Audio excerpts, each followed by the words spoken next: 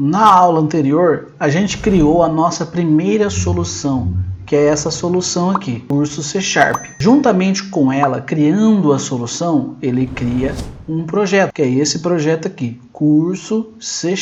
Dentro desse projeto, algumas dependências, propriedades e o nosso arquivo de programação, que é o program.cs, o arquivo que a gente vai começar a desenvolver os nossos códigos. Eu vou falar para vocês nessa aula sobre sintaxe, então eu vou explicar linha a linha aqui. Lógico que ao passar dos capítulos isso vai ficar um pouco mais natural, então eu vou dar uma explicação bem simples, direta, para você aprender de forma bem tranquila. Logo na primeira linha, using system. Significa que podemos usar classes do namespace system. Por exemplo, uma classe do system, do namespace system. Essa console aqui é uma classe. Ah, como que a gente prova isso? Eu vou só retirar aqui, vou apagar, selecionei, vou apagar. Nesse momento o console aqui já não acha, eu não tenho nenhum um namespace, então isso console não existe. Vou dar um Ctrl Z,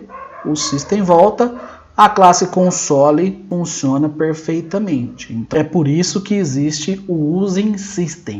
Portanto, podemos usar classes do system. Então, ele faz uma ponte. Ó, eu tenho o system aqui, quais classes o system me disponibiliza? Uma delas é o console. Linha 2 em branco, ele não faz nada. Na linha 3, temos o namespace. É usado para organizar o seu código e é um container de classes e outros namespace. Já na linha 4, a gente tem o início da chave, que marca o início do bloco de código, que é essa chave aqui. Ela inicia o bloco de código. Para cima aqui, digamos que é uma estrutura do seu programa e aqui a gente já começa com o bloco de código. Na linha 5, a gente já tem o nome da sua classe. Perceba que além do nome da sua classe, class program, o arquivo também chama program, o arquivo principal. Isso é uma convenção. O nome da sua classe tem que ter o nome do seu arquivo. Nesse exemplo aqui, vamos chamar a nossa classe de program. Não se preocupe em entender todo esse conteúdo nesse momento. O uso do system, o namespace, a classe, isso vai sempre aparecer no desenvolvimento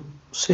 Então isso é um pouco mais, vai entrar naturalmente no seu entender, mas a gente vai ver um pouco em detalhes em capítulos posteriores. Na linha 7 temos outro recurso que sempre aparece em programas C#, que é o método main. E você não precisa entender todas essas palavras-chave antes e depois do main. Isso você vai conhecendo aos poucos com esse curso. Já na linha 9, a gente tem o console. O console é uma classe do namespace system, como eu disse anteriormente. Essa classe tem um método chamado writeLine. Então, temos a classe e o método writeLine.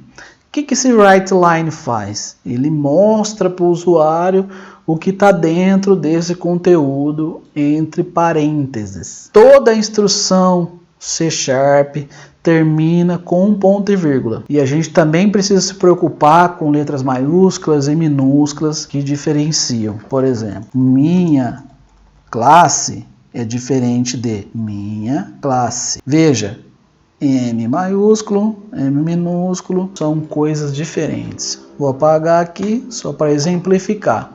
E agora, para executar esse código, a gente tem duas opções que eu vou ensinar para vocês. A primeira é apertar nesse playzinho verde.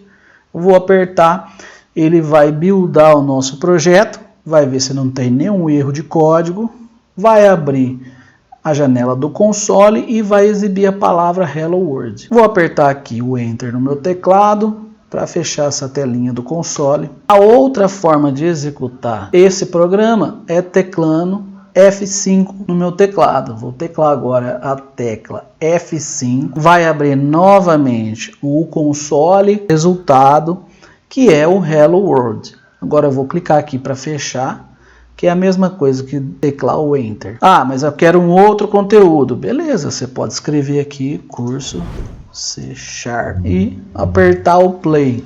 Ele vai buildar o projeto e vai mostrar para a gente o que foi escrito entre os parênteses. Essa é uma aula de sintaxe.